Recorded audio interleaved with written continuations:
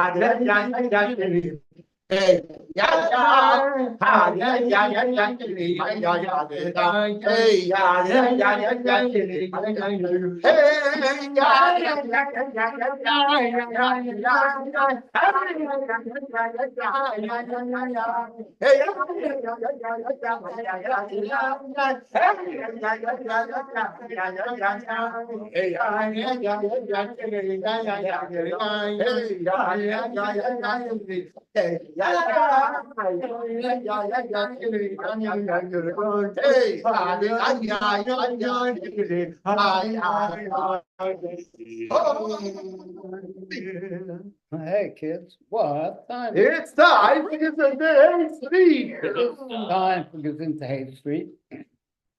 And the story for tonight is entitled, Does Anybody Know What Time It Is? Does anybody really care? The previous Rebbe tells us in his journal that he had no watch when he was in prison. The only way he could know the approximate time was from the guard's announcement. Bread was given at 7:30 a.m. Hot water at about 8:30. Midday bread was also provided at a certain time, as was the afternoon hot drink. And similarly, the order from the guards to sleep was at a designated time. And in his journal, immediately after noting he had no watch when he was in prison, the previous Rebbe related a midrash right after he said he had no watch about Moshe Rabbeinu.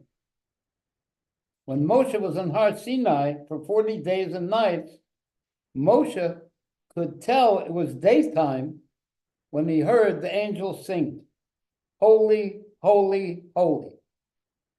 He knew it was night when he heard this other angel say, "Blessed be the glory from his place." And that journal was published so the future generations would learn lessons in serving Hashem. At first glance, our Rebbe says, the midrash about Moshe appears unconnected to the previous Rebbe's incarceration. In fact, they're total opposites. The previous Rebbe was sitting in jail for spreading and strengthening Judaism. He was in a terrible place and so constricted, he could not even tell the correct time. The jailers did this on purpose to let him know he had no individual freedom at all. He wasn't even allowed to know if it was day or night. Moshe on Har Sinai, on the other hand, was higher than any limits. In fact, his entire existence was in learning Torah directly from Hashem, to the point that he ate no bread and drank no water for 40 consecutive days. He was in a miraculous state of existence. Our Rebbe explains why the previous Rebbe cited that midrash about Moshe Rabbeinu right after citing that he had no watch in prison. He was addressing those times when the Jew sees bad in the world. Like the Rebbe who was jailed for educating Jewish children about their heritage. The previous Rebbe certainly had faith in Hashem's unity, and he knew there was and is more besides, there is nothing besides Hashem, and no place empty of him. Not in the heavens above, nor in the four directions of the world, and every place in between. Hashem is every place. As our sages taught, Hashem appeared to Moshe in a small bush to teach him that nothing, not even an insignificant bush, is devoid of Hashem. Accordingly, the previous Rebbe recorded in his journal that he was asked a certain question during interrogation. He said, "There is no one besides him," meaning Hashem. One could ask, since Hashem is essentially good, how can any bad come from him? After all, it's the nature of a good will to do good. The existence of evil, therefore, appears to contradict the unity of Hashem.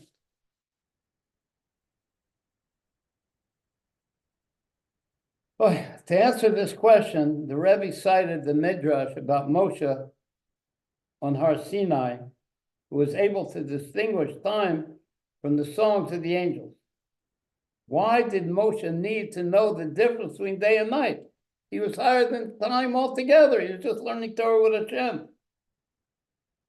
But our purpose is to draw down what's higher than time, which is the Torah that we're going to receive in a few days, into time. That is to bring the Torah as a reality in this world. To empower us to accomplish this, Moshe needed to be connected to time, even when he was on a level higher than time, with Hashem on Har Sinai. So too, when a Jew is confined in a narrow place, such as a locked cell, he does not view his situation as a contradiction to Hashem's unity. Rather, he connects his situation to higher than time, the level of Moshe. And this will help bring about his salvation and release, as was seen with the previous Rebbe. In the Torah, Hashem told Moshe to hang the figure of a snake on a high pole, so that all those who were bitten by a snake could gaze at it and live. A Jew has to view a snake, a serpent, not as it is down here, but like it is on high. Between this advice and the spark of Moshe and his soul, he will have the strength to transform the snake from a messenger of death to something that enlivens. So too in our case. We are confined in a non-Jewish land under the rule of a non-Jew, a true constriction. But we should see the situation the way it is on high, higher than the world.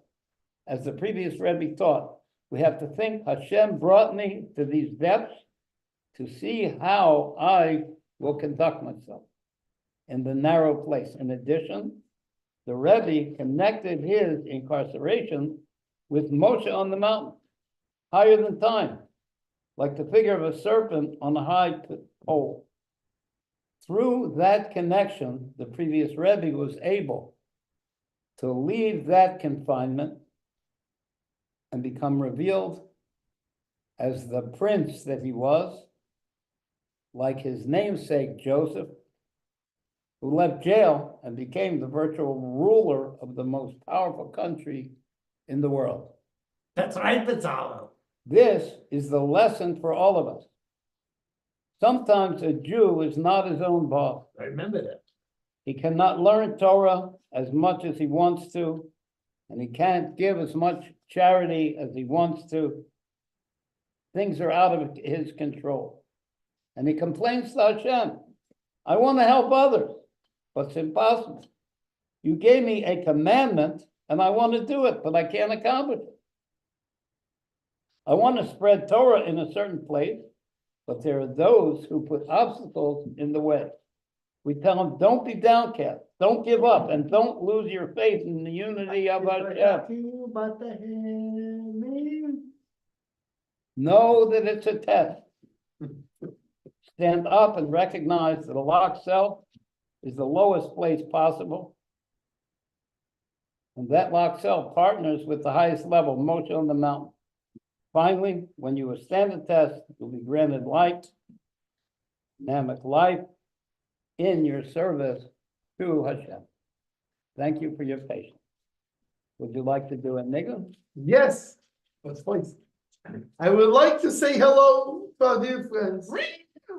Aldo Caesar, Angelica, Abba Steinhauser, Chaya Hirsch, Danny Krasowski, Dov Benish, Erika O, Igor Berger, Ira Katz, Jeff Pleisner, Josh Wander, so be safe and keep everybody else safe.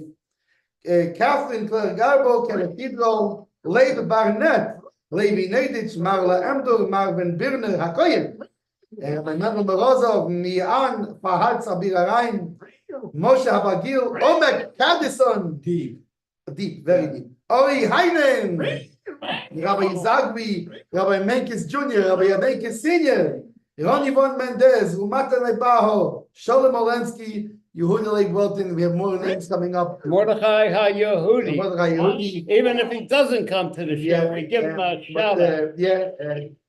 And I see Abba's on now. You see, this is what I like is Abba always comes on. He comes on live, so it makes it very nice. So, anyways, Bezalel, before we do the niggin, there's one thing I would like to do. I would like to say the Sfira Sa'im. Everybody ready for the mitzvah for tonight? Yes. The Gimel Aleph is going to say the bracha.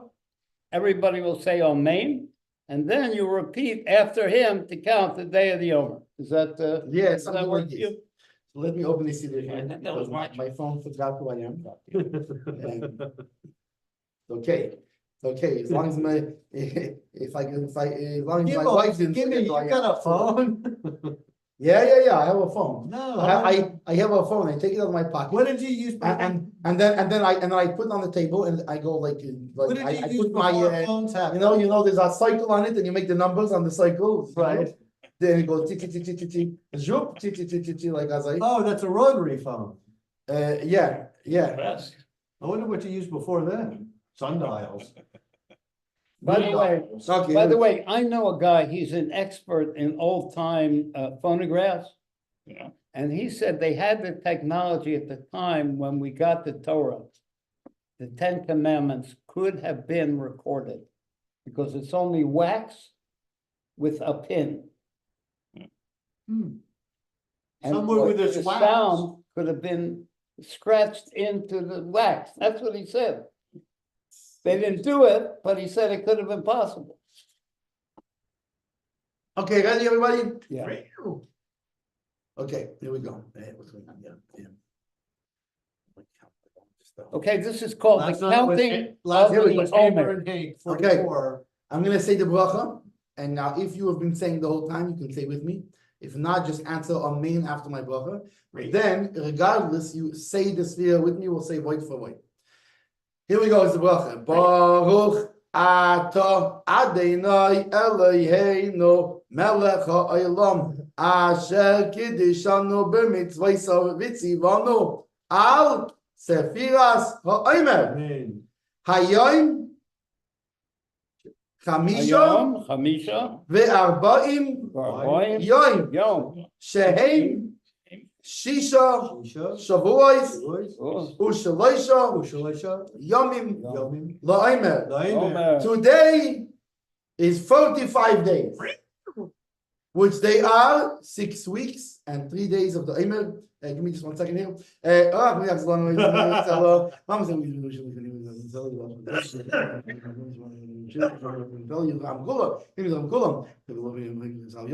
he's getting it real soft. It's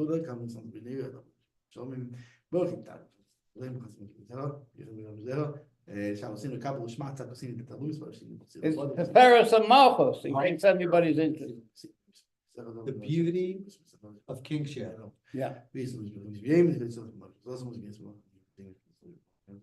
Sukan mas program die Sphäre Tiferet von Malchus. Der ist gerade nicht so Meile, weil dieser hier bei Shevarab Khalom ist. Weil es sagen haben sie noch gesehen, wenn ich mir sehen, because sig ob gam und Tarenu und kad Shenu mit du Shas Amen. Amen. That's a tough word though. Yeah. Okay. Boy, in a few days, we're going to receive the Torah on Har Sinai once again, like we do every year. And every year it's a higher level of receiving. It's known and logical that the 10 Commandments contain the whole Torah, because the whole Torah comes out from it.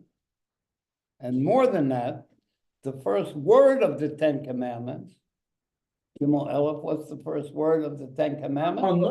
Anochi. It means I in the old time Egyptian language. Hashem is saying this level of I that cannot be described or imagined. It's only Hashem himself. And that word Anochi contains the whole Torah. Even though Anochi indicates Hashem's essence, which cannot be described or even hinted at or even imagined. So how does that word contain the whole Torah? The word Anochi, however, does contain the whole Torah. As we see, it is an abbreviation for the phrase, I write myself into the I Torah. write my Oh, very good, soul. lady. I write my soul. Stick around long enough, you remember stuff. True. Very good. That's Anochi is in a Hebrew abbreviation. I write myself, I write my soul into the Torah, Hashem says. And that's the word Anochi. So we see this essence level of Hashem, although completely hidden and unrevealable, is dressed in the Torah that we receive on Shavuos. And Hashem's essence, Hashem himself, which is removed from both revelation and non-revelation, was given to us in the Torah on Shavuos. That's a pretty nifty thing, That's higher than revelation Nifty in and itself. non-revelation. That's nifty. And that Torah that was given is an eternal inheritance for us and all the generations of the Jewish people. And it was given with a voice which is not heard. What's a voice that's not heard? It is not heard and it never stops. Like when a person cries out from the heart with no voice, just the heart cries, but no voice comes out. Just a cry from the heart. Like by Chana when she was Yes. crying for Shmuel. Yes. I was just about ready to say. And no voice came out. No, but that's how we learn how to daven. A person poor in das, like a guy like me, could describe it like the love that a parent has for a child, which can't be expressed in words, but it never stops. So that's the voice that's not heard. And that's what we received when we got the Torah. A voice that stops, on the other hand, is a voice which expresses either thoughts or intellect or emotions. And when the expression stops, the voice stops. Not like the voice when we got the Torah that never stops. It's not heard and it never stops. Question: how did the giving of the Torah affect Moshe Rabbeinu? He already got it. No, he got the Torah and we did. But how did it affect him? He was already in contact with Hashem. That's what I'm saying. The previous Rebbe says before the giving of the Torah, Moshe related to the Jews who were not on his level of wisdom as basically non-entity, because he was so high intellectually. But with the giving of the Torah, he was able to recognize the preciousness and essence value of every Jew, from the most simple to the most sophisticated, from the heads of the tribes to the schleppers of the water. Hashem has delight in the Torah, and we have delight in the Torah. Imagine Hashem can't be imagined or described, and he delights in the Torah, and we also have delight in the Torah. There's an equality there. And that level of delight in the Torah is much higher than how the Torah gives life to the worlds. Like it says in the Torah, let there be light. So that gives life to this dynamic we have called light. But this level of the Torah that Hashem delights in and we delight in is much higher than the level where the Torah gives life to the world. Our Rebbe brings a metaphor which brings the level of godly essence of Hashem that we received at that time closer to the understanding. He brings two dynamics. One is skipping and one is jumping. Skipping, one foot stays on the ground, another one jumps. It's the person himself who's moving, but there's a connection from one step to the next. Jumping, however, there are no feet on the ground, and both feet land on the ground. The whole essence comes down at the same time. That's what Hashem did when we got the Torah. The level that can't be connected became connected. And in that jumping, the Torah was received with much greater expression of the essence. Just like when a person jumps, his full weight comes down. Skipping on one foot on the ground is not as intense as jumping. So he says that skipping will be like when we got out of Egypt. There were steps involved, even though it was higher than nature, but there were steps involved. However, when we got the Torah, it was completely higher than steps. It was 2 feet coming down, a complete jump of Hashem from his level to connect to us down on our level. Now, we're going to tell a story that's connected with the giving of the Torah, called the test of Reb David. You guys want to do it niggun first? Or Yeah, you want to do a jumping niggun as a relation to jumping? Yeah, no, lovely. לכתחילה הריבה.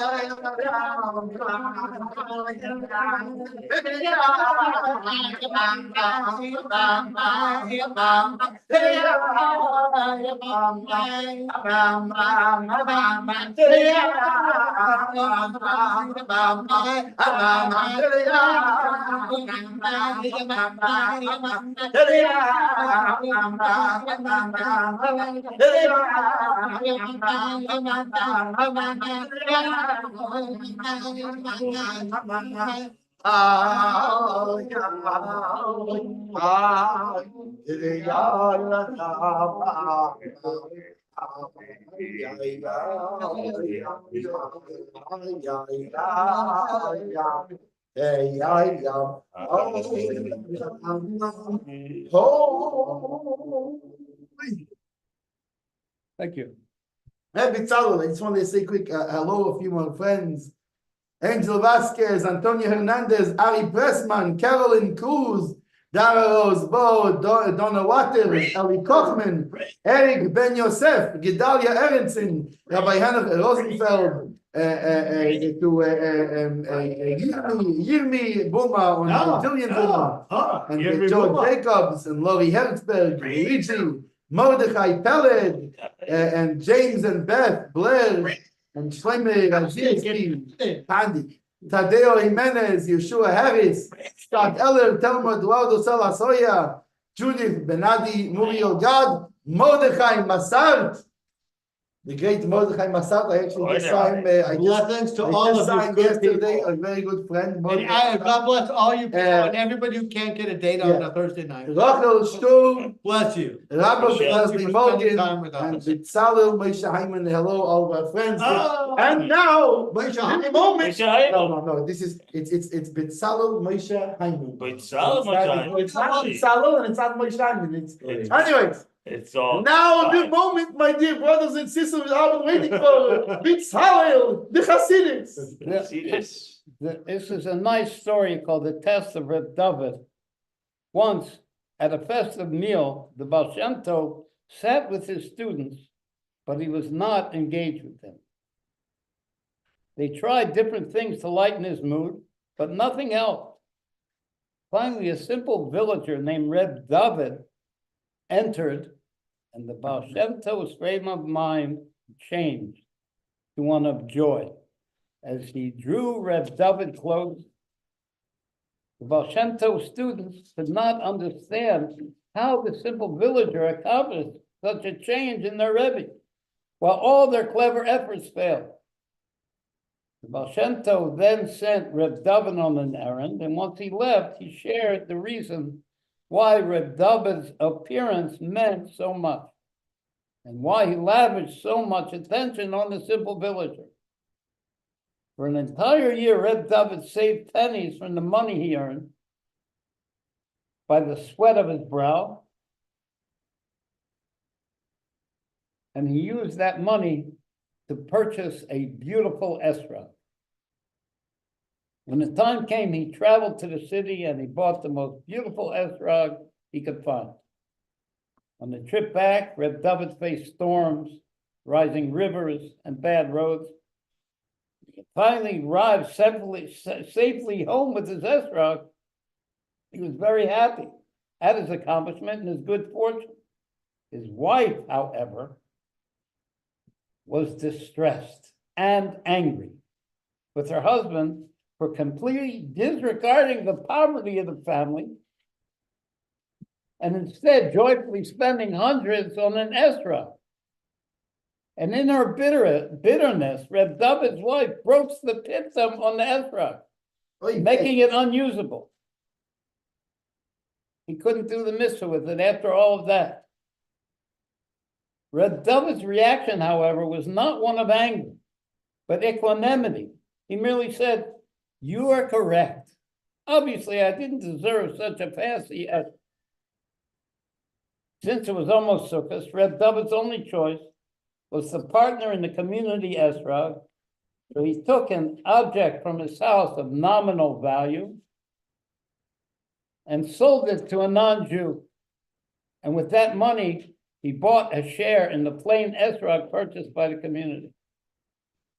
The Baal Shem Tov concluded his narrative by saying that since the tying up of Yitzhak by Abraham, no one besides Reb David had passed such a test. Our Rebbe says that the previous Rebbe shared this story on Shavuot, which is the yortzeit of the Baal Shem Tov. But the story is a Sukkot story. It's about an esrog. But the story itself does have a connection to the giving of the Torah. When the Jews proclaimed, "We will do and we will understand," they said, "We'll do first, and afterwards we'll understand." Regarding the receiving the Torah, King Solomon said, "The sincerity of an upright person precedes him," which indicates the children of Israel accepted the Torah with the sincerity of a simple person. First they said, "We'll do," later we'll understand. Therefore, the previous Rebbe told a story about a simple person on Shavuot. But there are many stories about the Baal Shem Tov and simple people. Why did the previous Rebbe choose this story, which is a Sukkot story, and not a Shavuot story? Furthermore, the binding of Yitzhak occurred on Rosh Hashanah, which is the day in which Sukkot is hidden. A possible reason, the Rebbe says, is that Shavuot commemorates three things: the gift of the Torah, the yortzeit of the Baal Shem Tov, and the yortzeit of King David. Everybody knew that? The day of passing of the Baal Shem Tov was Shavuot. The day of passing of King David was Shavuot. I was there, you know. Matan Torah, when the Jews said, "We will do and understand," is connected to the self-nullification and sincerity of a simple person. The story is a Baal Shem Tov story, and it's his day of his passing. And King David's passing was also in Shavuot, and his outstanding quality was his self-nullification. So too, Reb David embodied this quality. Additionally, David and King David shared the same name. Yet how is an esrog connected to Shavuot? Our sages say in the Gemara, the Jews are compared to an apple. Just like an apple grows before the leaves, so too we say we will do before we say we'll understand. Tosfos, however, says, wait a minute. The leaves and apple trees grow before the fruit, not after, just like all other trees. So for this reason, Tosfos teaches that the apple they're talking about is really an esrog, because it stays on the tree from year to year. So the next year, the leaves come before the fruit. I mean, the fruit is there before the leaves. Reb David's story also teaches us about the superior quality of a simple person. And I just want to say don't think you're a simple person and don't think you're a sophisticated person. I believe everybody has both. And it's important to nurture both. Bitzalel, my wife told me, don't think you're a person. At all. At least you didn't break your pitlock. No, this she didn't do. The It lesson, cost money. This she appreciates. the lesson is not that he had no other special qualities. He was just a simple guy. Therefore, he must praise his simplicity and earnestness. Just the opposite. This story demonstrates his inherent graceness.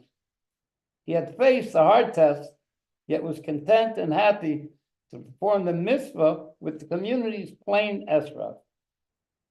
The Rebbe, the best, received more simcha and nachas from this fact and this act than he would have received had Reb David used his fancy esrog for the bracha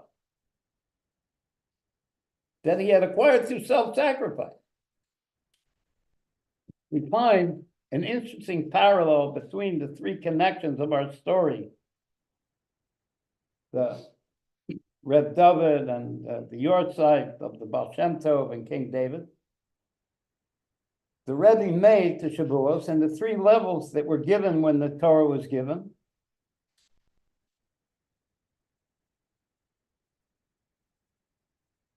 As told by the Rebbe Maharaj to his son, the Rashab, on Erev Shavuos. The Rashab was the previous Rebbe's father. When he was, I guess, 17 or 18 years old, went in to his father, the Rebbe Maharaj, on Erev Shavuos, the day before Shavuos. And he was told by the Rebbe Maharaj, on Shavuos, there's the gift of the Torah that Hashem gives us, and that's the revealed Torah which everybody gets. It's also the Yortzeit of the Baal Shem Tov, which is the hidden Torah, which many people get. And it's the Yortzeit of King David, the ability to serve Hashem with self-nullification through changing one's nature, which is only given to those who have an intense, essential desire to be able to do that. You want to do a niggun? Yeah. You know, Bitzalel, it's very, can I tell you something? But first of all, I have an appeal. Oh, You know, everybody, all of you, we're so happy that you come and join us for this, for this every week. interlude. For this variety show. In this variety show, we have a variety of Chassidus, more Chassidus. And you know, it's not just, it's also for fun, because like Bitzalel says, ain't nothing but a party. But you know, there's also something serious going on here. That we come here every week and prepare for you Chassidus Nigunim. Why? Because we want Mashiach now. And the way we bring Mashiach now is by spreading you know, like the Baal Shem Tov, he asked of Mashiach, he went to the highest chambers, he asked of Mashiach, when will the Master come? He said, when your well springs, when Chassidus, when the knowledge of God will spread to the entire world. And this was, so what I want to suggest is everybody who watches this, you can be an active part of our show. And it's very simple. All you need to do is there's a share button on your thing. And you're not only doing a nice thing for us, you're doing a nice thing for your friends, all the people who see your profile, because then they too can discover this weekly show when we talk about Chassidus and we spread the knowledge of God. So please take a moment and hit the share button, put it on your profile so your friends can see it. Now, Bitzalel, what I want to say is that, you know, there's a thing called Hashkacha Pratis, divine providence. And I was deciding on which niggin to sing. And the niggin I decided to sing is the niggin of Chanya Morozov. And now we're getting ready to sing this niggin, and I see Mendel Morozov says on if you look in the comments, said hi. So it's which Mendel Morozov, if you don't know, is the grandson of Chanya Morozov. And by the way, Chanya Morozov was a big chassid. Who wrote the song that we're going to hear? And Chanya Morozov, he was by they arrested him think it was in 1927, 1928, maybe it was later, maybe it was in the 30s. But they found out only much later that a couple of days later he was shot. This was for doing the work of the Friedrich Rebbe, for spreading Judaism and for teaching the children. He refused to stop, and even though he knew his life was in danger. And anyways, so now this nigga when he was, right? Up to the last second.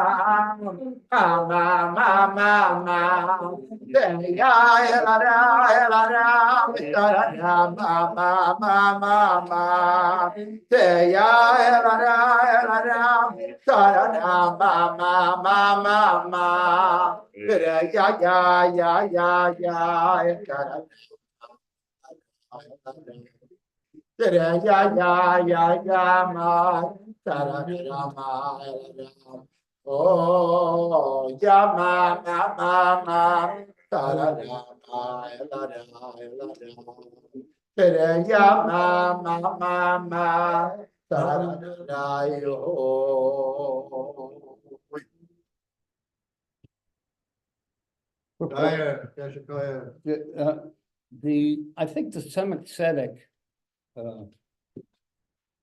always on Shavuos told the story of the Baal Shem Tov and told the Torah teaching of the Baal Shem Tov. And the Rebbe says that each one of us should carry on that tradition. So we have a story of the Baal Shem Tov, and now a teaching of the Baal Shem Tov. But before that, I want to share with you a message that each one should share with someone else. And the message is in order to bring peace and prosperity to the world. And the message is to those who say that we stole the land of Israel. And what we say to them is that Hashem created the world, he owns it, and he can give it to who he wants, and he gave the land of Israel as a gift and an inheritance and a responsibility to the Jewish people. And with that, everybody could be happy and be able to go to their own inheritance and be prosperous and happy and live in a good way. So whoever hears this message, please tell it to those who think that the Jews stole the land of Israel. We didn't, it was given to us. And when that message gets out, we'll be able to achieve peace and prosperity in the world. Bitzalo, Lee has something to say about that. This land is your land, this land is my land, from the Golan Heights to the Jordan River, from the Negev Desert to the Sea of Galilee. This land was made. Everybody together. This land is your land. This land is my land. From the Golan Heights to the Jordan River, from the Negev Desert to the Sea of Galilee. This land was made for you and me. But why? Because Hashem gave it. Because Hashem. Us. Now, the Torah teaching from the Baal Shem Tov, it comes kind of in a way of a story, but it's a Torah teaching. The difference between the 2 days of Shavuos. There are 2 days of Shavuos. 3, 2, 3. One, Thank God. In Eretz Yisrael. You need to take a shower or something. the previous Rebbe related that the Baal Shem Tov attributed special significance. One this morning. Boys, there's a playground outside. No. One Shavuos, the previous Rebbe related that the Baal Shem Tov attributed special significance and preciousness to the second day of Shavuos. On that day, the Baal Shem Tov was accustomed to making a light meal, a kiddush right after davening, and he would make a big meal that the whole community was invited to later in the afternoon. The whole congregation would join him at that dinner. And he followed that custom on the second day of the holiday his whole life. His student, the Maggid of Medrash, who succeeded him as Rebbe, explained the reason why the Baal Shem Tov held that second day of Shavuos in such esteem. It was the initial 24 hours after the Torah was given. Our Rebbe says the lesson is there are times when godliness is revealed in each of our lives, and other times things appear very dark. And try as one might to reveal the light of holiness, success eludes him. And he's understandably downcast. We tell him, however, as much as things change for you from yesterday until today, when you had a lot of light and now it's dark, it doesn't compare to the change that occurred between the first and second day of Shavuot. When Hashem descended on our Sinai of the first day, the blast of the shofar, the mountain on fire, and Hashem revealed himself to us with an intensity similar to what we're going to have when Mashiach comes. And a day later, we no longer had those great revelations. We're left to our own devices. And ever since, things depend on our own service, not revelation. Nevertheless, the focus of importance is manifest on the second day of Shavuot. Given the intrinsic superiority of our service in Hashem's eyes. What's the big deal if we serve him when there's a whole bunch of lights going off and the band is playing? But when we serve him and things are dark and godliness is not revealed, and we're forced to work with our own limited power, those efforts are extremely precious to Hashem. and reach much higher into Hashem's essence than when we serve at a time of revelation from above. And again, what the Rebbe Marash told the Rebbe Rashab, the receiving of the Torah, the nullification to Hashem through changing to one nature is given only to the one who desires it intensely. We want Mashiach now. Mashiach now. You have a song to go But out? first, I have one more appeal. Oh, This, that's when- very appealing. By your Very appeal, appealing. very appealing. Mine did. Oh, I have to start it right. It's appeal. By the way, if Mine- you want to kibitz now, you could. Okay. Okay, now here you go. My dear brothers and sisters, this Wednesday is the holiday of Shavuos, Shavuos. when Hashem not only gave the Torah to the Jewish people, but He will again give the Torah to the Jewish people. Again. You can receive the Torah directly from Hashem. Happily and eternally. Yes, Torah. happily and eternally. And guess what? It will cost you nothing, nada, zippo, garnished. It don't got bupkis. It don't cost you anything. All you gotta do is take your body and bring it to a shul, to a synagogue. And let me tell you, all you gotta do, if you go on Chabad.org, Chabad.org, Chabad.org, you will find there is a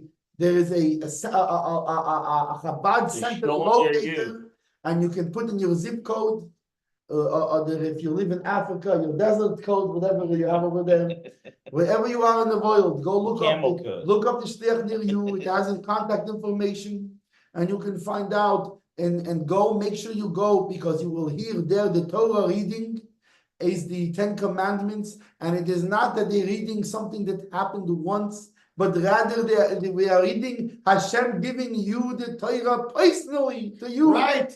So I ask of you, my dear brothers and sisters, I beseech of you, go receive the Torah directly from Hashem Himself, and you will be more happy, and Hashem will also be more happy, and we will bring Mashiach. Mashiach now.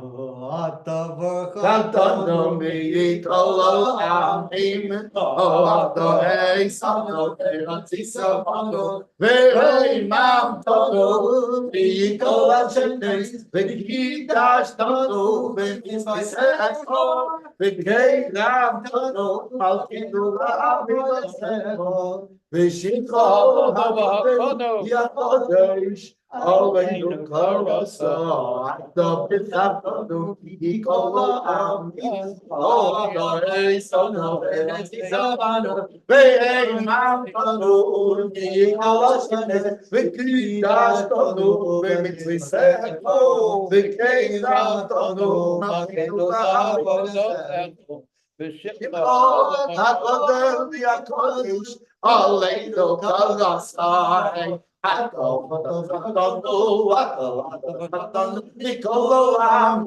Mikolo Amin, oh how joy sono, ve'otzi sobod, oh how joy sono, ve'otzi sobod, ve'rei mamtonu mikol, Hashem mitzvah dono, ve'mitzvah ve'rei mamtonu mikol, Hashem mitzvah dono, mitzvah Ve'keirauto, malkinula avilosecho, keirauto, malkinula avilosecho, Shimcho akode, lakode v'yakode, Aleinu, aleinu koso, Shimcho akode, lakode v'yakode, Aleinu korasate, ya ya ya ya ya ya ya ya ya ya ya ya, Shimcho akode, lakode v'yakode.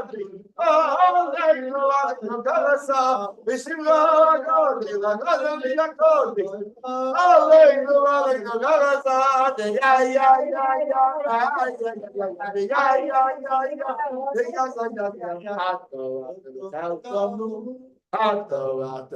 ya mikolo amin, mikolo amin. Gezintahait, Gezintahait, Gezintahait. Remember, kids, Gezintahait. That's right. Hashem. That's right. That's right.